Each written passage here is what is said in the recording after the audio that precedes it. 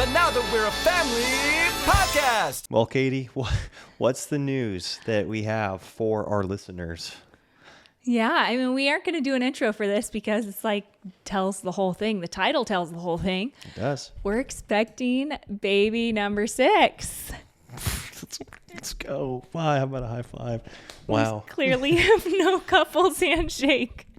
Yeah, we don't have a secret handshake. Yes. We don't even have like a celebratory handshake for that matter. No, but we finally get to tell you guys, Wow. which is so exciting. We had an ultrasound at 8 weeks, 4 days, which is encouraging.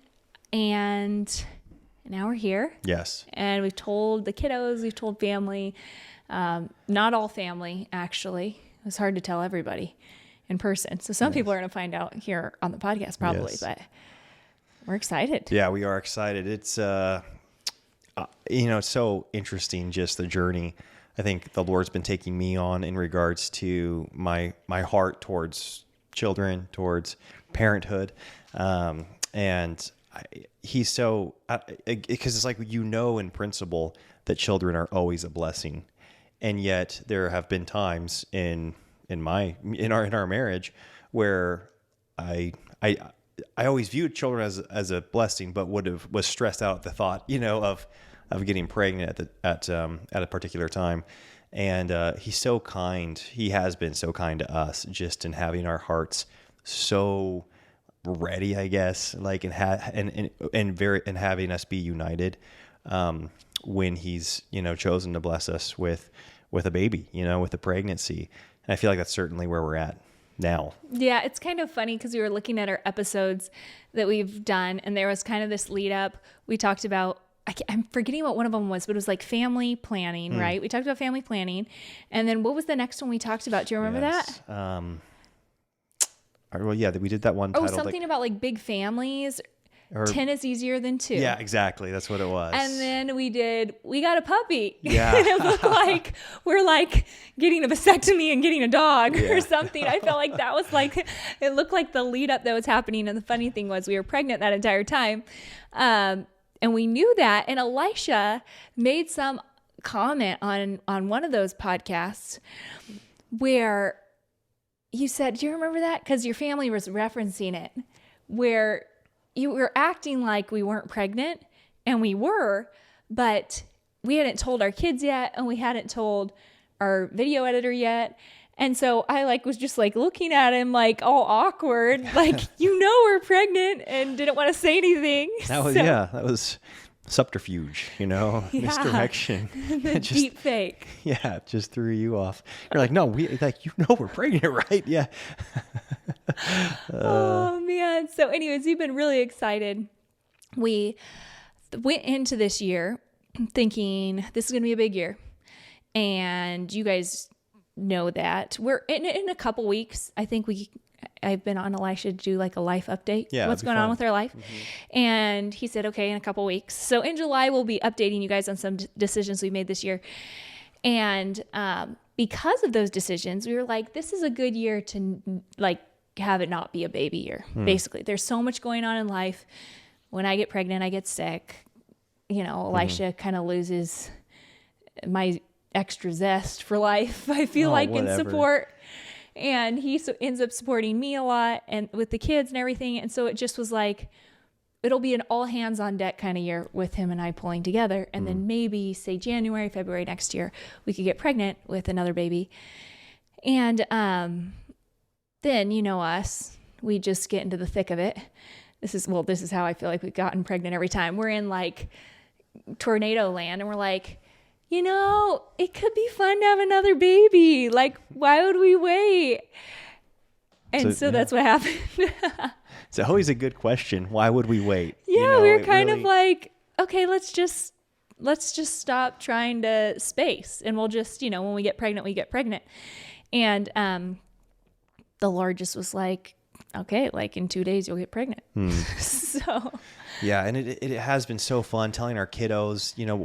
We've talked about this I think before, but when we had our first handful, we had our first really 4 in quick succession, first 3 especially.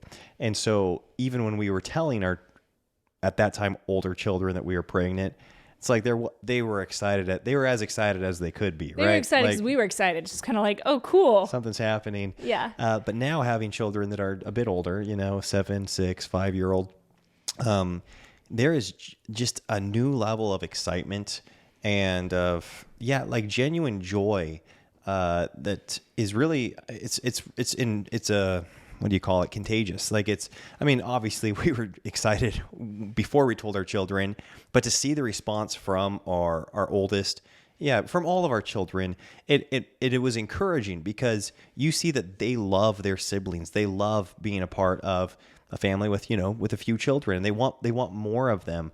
And I was just so grateful that is, that was, I feel like their response and their genuine response was a reflection of what their experience has been in our family thus far.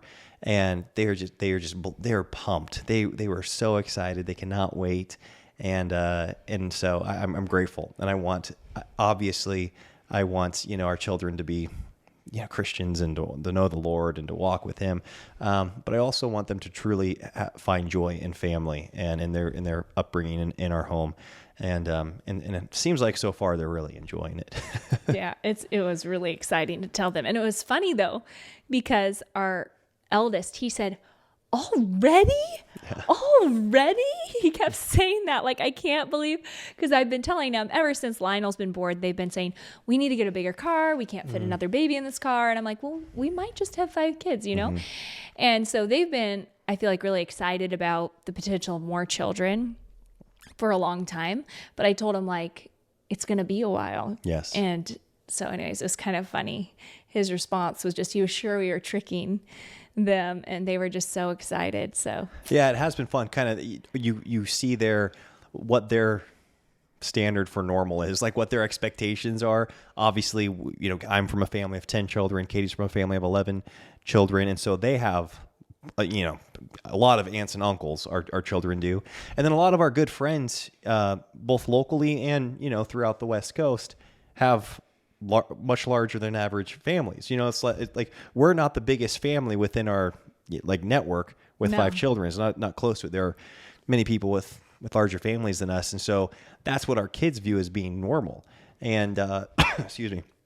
And I do like that they see those bigger families that we're around, that being a good thing, and that it's something that is it's really, I don't know, I love that our children celebrate life, and I want to instill that love of life and of humanity, of human life in them, and I want to embrace it for myself, because it truly is the greatest blessing you could ever ask for or ever experience here on earth is the gift of your own life, your spiritual life in Christ, but then being blessed with a human life through your lineage, like the Lord blessing you with a child to take care of. What a crazy gift. And so, yeah, like you said, well, that question, why would we wait? It's a good question to ask, right? That's probably, and it really starts to kind of like shave away like the true priorities in your life and some things that could easily be an idol. You're kind of like, wow, like why would we wait any longer for the best thing that we've ever experienced in life? Like our kids thus far exceed any of the joys that we've experienced like pursuing in this life as a married couple, right? As far as like fruit from our marriage, that is the greatest blessing that we've ever experienced, and it's been so rewarding. And we've had a lot of other really fun and rewarding things too. It's like, in my mind, we've lived like a really fun, rewarding life. And yet all of the things, everything pales in comparison to our children. And so it's really fun to be able to be pregnant with another one. Yeah, it really is a gift. And what's funny is I think that was one reason why I was so passionate about even that family planning episode that we did, because I was pregnant at the time, but I felt so much joy being pregnant with these kiddos close together. So they're going to be just over 17 months around there apart. And I've had enough, Leon and Lucy were 13 months apart. Leon and Lewis were or Lucy and Lewis, I believe, were another 17-month gap. And that was such a different feeling when I got pregnant. Same gap, but when I felt like I didn't have any kind of like I couldn't plan for anything. I was so much more overwhelmed getting pregnant at that stage than this time, where it's still the same gap, but I really felt like, okay, when I feel ready and healed and Elisha and I are excited for this, there was some kind of planning in the matter, I guess. Sure. And the Lord chose to still give us a baby at that time, which obviously he didn't have to, but it was just a lot more freedom, I guess, and excitement in that. So you can kind of see, as you see our children, our excitement, and then like, whoa, we got in the weeds there. Like between Lawrence and Lionel, I think they're our biggest gap, and they're 2.5 years apart. Right? Or well, there's a miscarriage between those two. That is true. But we waited longer anyways. Okay. I think we waited 2 years. Okay. Got pregnant, had, 3 months carrying that baby, almost 3 months, and then couldn't get pregnant right away afterwards. And so that like made it longer than what our hope was, right? Like 6 months longer. But I feel like that was kind of our biggest gap, where we were like, oh my goodness, this is a lot of children. Yeah. The fourth was my hardest pregnancy. It's funny, I was just talking to a friend about that today. And I think there is this element of like, okay, I'm just like, your first few pregnancies, potentially, like I was 21 the first time I was pregnant. So I was just like really young. And then you start to kind of feel the ramifications of the pregnancies back to back building on each other. And then I feel like at 4, it really climaxed for me. Like, okay, if we're done, then fine, I'm through it. But like, if we're going to keep going, things can't keep going as they are, because my body can't handle it. My health can't handle it. Things have to change, and you kind of have to kick into that endurance mindset, I guess, of like, if potentially the Lord blesses us with a very large family, you have to do things differently than you are if you're like doing the family sprint. Sure. You know what I mean? Yeah. Yeah. And I mean, and with that, you made a lot of life changes. Yeah. Like, with especially, that baby. Yeah, exactly. With our fifth. And so then how are you feeling then, like physically with this one's, I mean, again, we are at the time that we're recording, we're 10 weeks. Yeah. We'll be 11 by the time. Right. This is going out. And I know you've had nausea and all that stuff, but like in regards to just the general well-being of your body, and just of your mindset, your mind, your body, where do you feel like you're at compared to that? I'm your therapist. Okay. I feel like this is a very in-depth question for a man to ask a pregnant woman. Elisha's been around pregnancy so much, he knows what to say. But seriously, where would you feel like you're at right now? Well, okay. I do think I know enough to know it's way easier to be healthy in the summer. You're just more active. You're eating more fresh food. You're less likely to, sit around and eat a bar of chocolate. So there is this element of like, I'm kind of bummed I'm going to be in my 3rd trimester in January, because I've had 2 Februaries and a March and babies. Right. And that's a very hard time of year for me. Right. Because you've said before that Just your health-wise. June baby and your July baby were your healthiest. We're by far just the easiest to be healthiest through that 3rd trimester. But it's kind of nice. I know the pattern now. Yeah. Because at least I know, okay, I can't, if I just, go where the wind takes me, I know where that's going to be, and so I kind of have to go against the grain with this one. But the Lord has been so gracious, because we have had so much going on this first trimester. And I think part of it has almost helped, because it's like I haven't had time to really think about how I feel so much. I'm not around the house so much. Like Elisha's and my to-do lists are just a mile long, and we just have to do what's on the list. And so we just do it, and like I would have never imagined that we'd do as many things as we're doing in a first trimester season. Yeah. But it's been phenomenal. And I think it's like been the mental distraction of like, well, I feel terrible where we're going to do this. We're going to do this. We're leaving the house to do this, or we have an appointment with this person. And so it's just working. Like it's been my best first trimester ever. Yeah. And I was actually concerned about that until we got the ultrasound. I was just like not getting attached at all. I didn't really want to, like I told Elisha, but like we talked about it a little bit, but it wasn't like getting attached to a baby or like, we're really pregnant. It was just kind of like, okay, maybe it sticks, maybe it doesn't. It's like how I was treating this. Well, because there was a lot of things that reminded you of the miscarriage pregnancy. Yeah, a lot. A lot of reminiscent, I guess, feelings. Where I thought that was my healthiest first trimester. Yes. And it was because I lost the baby, thought, oh, I found things that worked for me. And then with Lionel, it was a great first trimester, but it's like, I was so intentional with that one.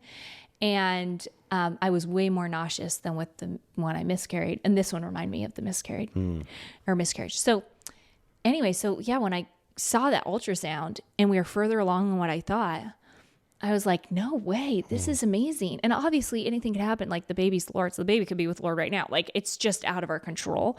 But it was really encouraging to see that ultrasound. And so, I've been doing great. But I think a lot of it has to do with like, I know what works for me at this stage. I know I started taking, so Elisha and I, we didn't like know we were pregnant, right? But I'm like, I just feel like maybe there's a chance I'm pregnant. And because at this point, I don't know, is this all TMI? I don't know. Well, probably. If you... Probably. But my fertility comes back very quickly, typically, but it was very sporadic.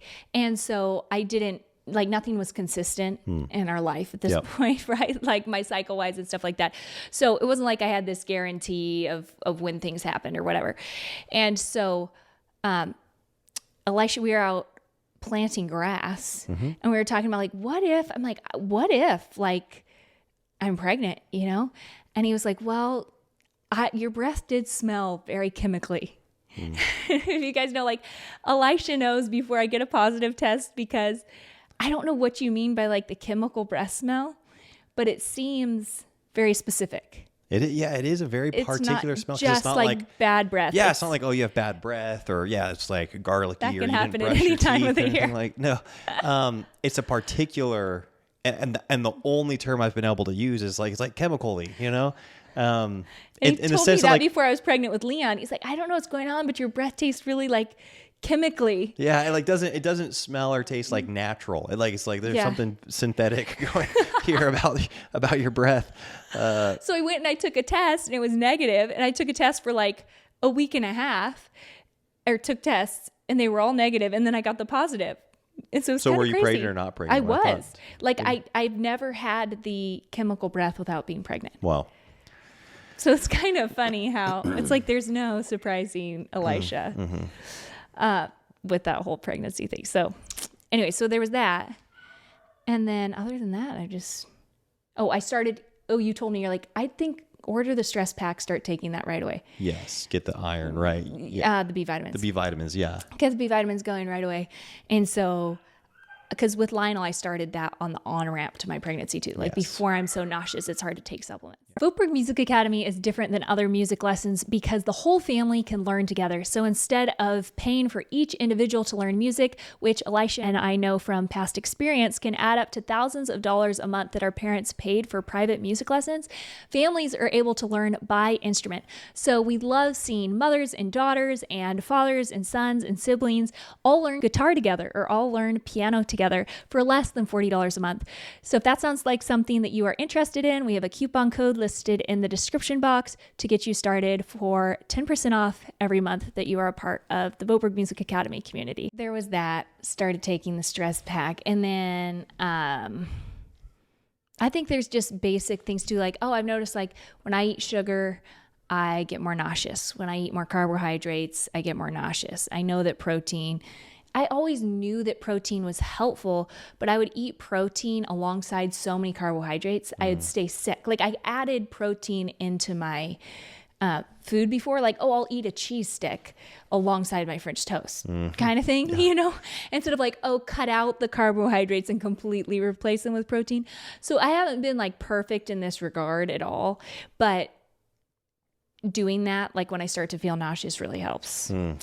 I know my little shake rhythm now, but that's even the funny thing too, is like with all our other first trimesters, I would eat something right before I went to bed. I would eat through the night. Okay.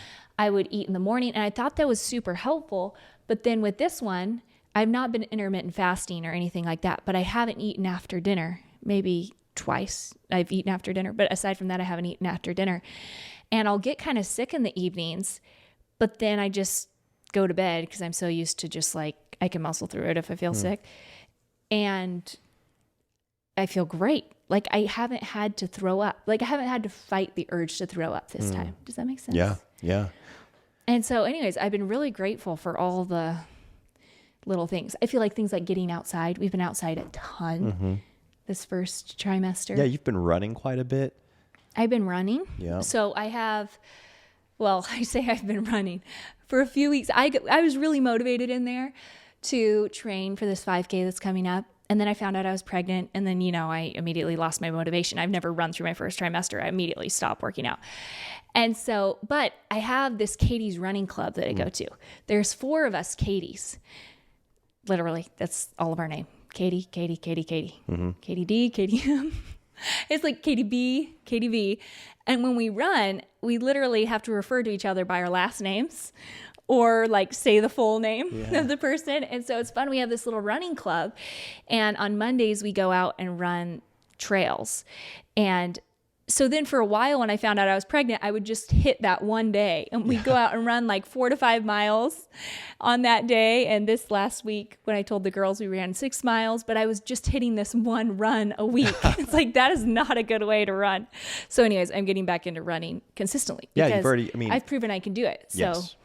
I'm just going for it. Yeah, you've already been out 3 times, I think, this week. Yeah. Yeah, that's awesome. So I'm running with the kids and then keeping my Katie's running club going for hopefully as long as I can stay apart. So anyways, that has been something that's been new this pregnancy. And I do think even the running, like the endorphins straight up from the running versus other forms of working out is really good. Like it lasts. I was talking to one of my other Katie friends and she was saying she runs through like 30 weeks in her pregnancies, which I don't think I'm going to do. But she was like, one of the best things for my nausea is the endorphins from running. Wow. And it's like the last thing you want to do when you feel like you're going to vomit. But wow, I do think that like doesn't wear off for a while. So that's awesome. Yeah. What a hack. Yeah. That's like all health. It's like, it's all backwards. What you don't want to do is what ends up making you feel better. But yeah, how are you feeling about things? I'm pumped. Yeah, it's been such a joy. Like I said, I do feel like there needed to be a few things that the Lord needed to change in my heart. I would have been pumped, period, forever at any news that we're pregnant, right? Any news that we're pregnant, yeah, like anytime that news came. But I think for this recent one, there were, like you said, just kind of the logistics of this year and some things that were just kind of my priorities, I guess. For the year, there was that part of me, like you said early on, where it's like, this probably would be a good year to take off from getting pregnant. And so just that little, like, I guess, hint of like, probably not. I feel like the Lord really worked me through. Yeah, he worked with me to get through that. So by the time that we found, like, I was really hoping that we were pregnant. I think we both were, yeah. We were like, what, that would be awesome if we were pregnant. And so I'm really grateful that he's done that. And it's been humbling just to see, like, I don't know. I do feel like I've been able to get a little bit of a longer term perspective on life. And to see, like, boy, my youth is such a small season, right? Like we only have so much of our youth. And when you see it passing by, a lot of people freak out and they clench, try to hold on to their youth. And I just feel like it's such a gift to be able to know where you want to spend your youth. And I feel like the Lord's made it so clear to me, and I think to you, where it's like, dude, pour your youth into your children, like pour it into your parenting. And there's something really freeing and liberating about that.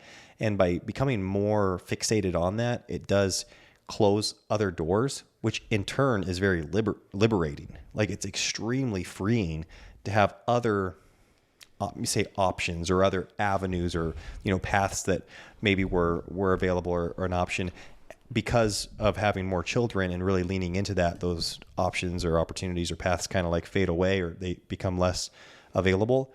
And it's such a joy. And all of a sudden you get, like 2 months away or even like a week away from something that you thought you wanted to pursue or something that you thought you wanted to do. And you're like, what? Like that was going to be the thing. And, but now I get to look forward to welcoming another child into the world and I get to raise up that child and I get to continue pouring into my, the children that I have here.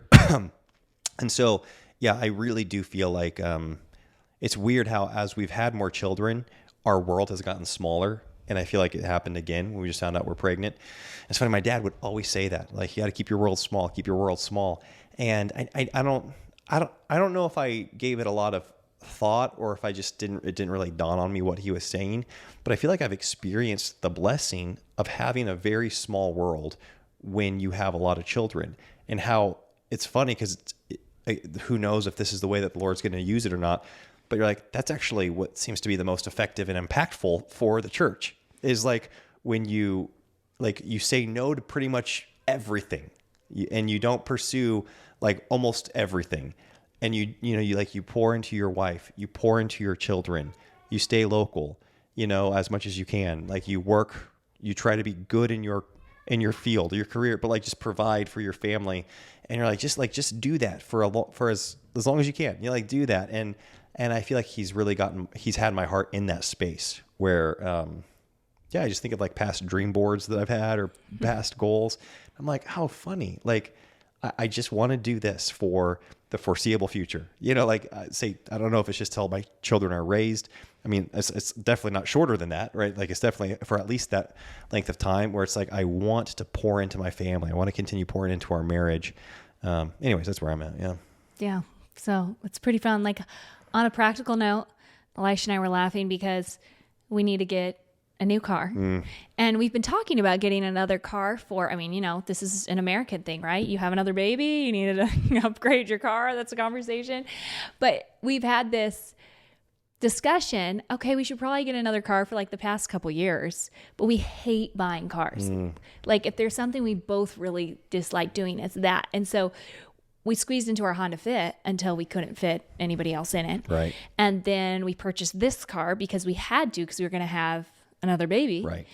And then we've kept this car and talked about getting another one. And now I'm like, here we are. Yeah. Like the baby is what pushes us to upgrade and to make those decisions. But I feel like it's just kind of representative of what all of our children have pushed us to do. Yes. And they just push you into this new level of, saying no to things, of really clarifying what your ideals are, what your priorities are, what you're going to focus on, what do you really want out of life, Yes.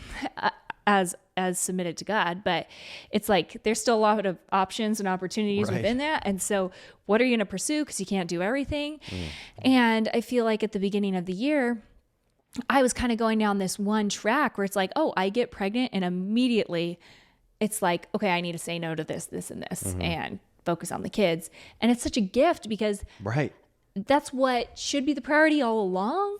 But sometimes we need those things to clarify what is important and to push us to do the hard things. Yeah, that's such a good way to say it because I think that's what I was trying to communicate a little bit is that it kind of forced us, like you said, to be like, okay, we have to say no to all these other things that were at the beginning of the year. They seemed like, oh, we really want to do this. We need to make this happen. So-and-so is asking us to do this. That would be so cool. We can go there. We can do that. And then we would find out we're pregnant. We simplify, say no to a bunch of things. Then you realize that you didn't want, like, those are like you should have been doing that all along. You're like, and this is just way more enjoyable. Just really keeping your life, like I said, small and pouring into your children. And I don't think you ever were neglecting our children or your heart was like not with them. You've always been pouring into them throughout this since forever. But it was kind of a re-solidification and almost a re-invigoration, a re-solidification and a reinvigoration of in regards to pouring into our home and just, again, it was like, it's simplified and yet it seems so much more full, and so, and maybe that's what it is. Like sometimes when you simplify your life, it's a more full and fulfilling and rewarding life. That's definitely been true for us. Yes, it has been. Yeah. So anyways, we're excited. I don't know if you guys have any questions. If so, you can let us know in the question box. I mean, I don't really know what you guys want to hear about from us. We could do like a first trimester update or something like that. Yeah. Lord willing, once we're out of the woods here. And I will say, I don't know. Life's just, it's been wild. It has. Yeah. And I think that, like Katie said, I think we'll be able to do like more of a full in-depth life update, if anybody cares to hear. Obviously this pregnancy has been a huge deal. We've been looking forward to telling you all about it. And it is tricky. Like you said, when you're dealing with, because like you said, you've been not as nauseous, but you still have been fighting nausea every day. Yeah. I'm still nauseous and I'm still tired. Like I'm still like taking naps. Or if I wake up early in the morning, it's like I have to take a nap in the afternoon or I crash. So it's just stuff like where my time's going has been kind of, I don't have as much time. Right. Yeah. And it's always fun to be able to share more about those things. We're still early, but we're really grateful, with the health of the baby and that we have thus far a healthy pregnancy. And so we're really excited to tell you all about it and keep you updated. But it was one of those things that it was like, oh, it's happening and it's such a huge part of your life. But you feel like, but you're not quite ready to tell people, we didn't want to tell people right away, obviously. And so it is really nice to get to this place where we can give updates. We can, people will know, like if you're not eating something at their house, it's like they're not going to take offense. It's probably because you're fighting nausea. Yeah. It's funny because some people were saying, like, I don't know how you guys waited so long. Like I have a hard time keeping a secret like that. And the thing I think that made it so crystal clear for us is I just remember how devastated our kids were when we had to tell them that we miscarried. Mm-hmm. And anytime I would think of, like, I didn't want to tell anyone else before I told our kids because I didn't want it to get around to them kind of thing. So anytime I would really want to tell somebody, I would think, well, I'm just not ready to tell the kids yet. Yeah. And it's like, if we continue having children, there will be a point in our children's life where they know I'm pregnant probably around the same time I do, just because they'll start to notice things change, or they'll be able to read. Like I remember my mom would come home with pregnancy tests in the grocery bag and I'd be like, are you pregnant? It was just like, that's when I was around like 10 years old because I could read and just would start to notice like, oh, there was a cold cereal box in the trash. Like, or we bought corn dogs at Costco. Like mama doesn't touch those with a 10-foot pole, or we're going to Kentucky Fried Chicken. Like these were all like the triggers when all of us kids would ask my mom, are you pregnant? And so I feel like there's certain things that the kids will see me like take vitamin wise, or they start to notice, oh, mama's eating real food for pregnancy. Yes. Or even like my morning shakes in the morning, just like me being shaky in the morning. Like, I'm just going to sit on the couch and drink the shake and visit before I start breakfast. Right. The kids will be like, they're ready for breakfast. You're like, I just need to sit down for a bit, I'm just gonna drink here. my shake. Yeah. Get some calories in the system. All and that's like not usually me. I'm just like in the kitchen immediately. Like, let's make food. That sounds great. So eventually, and obviously they can process that better. I just didn't want it to be too time. You know what I mean? I just didn't want it to have to happen with this one, if at all possible. Yeah. Have there be less of a chance that we would have to do that this time. So anyways, that's the biggest reason why we kept it just kind of under wraps, because it's fun to share with everyone else. Yeah, it is. Oh yes. It's such a celebratory announcement.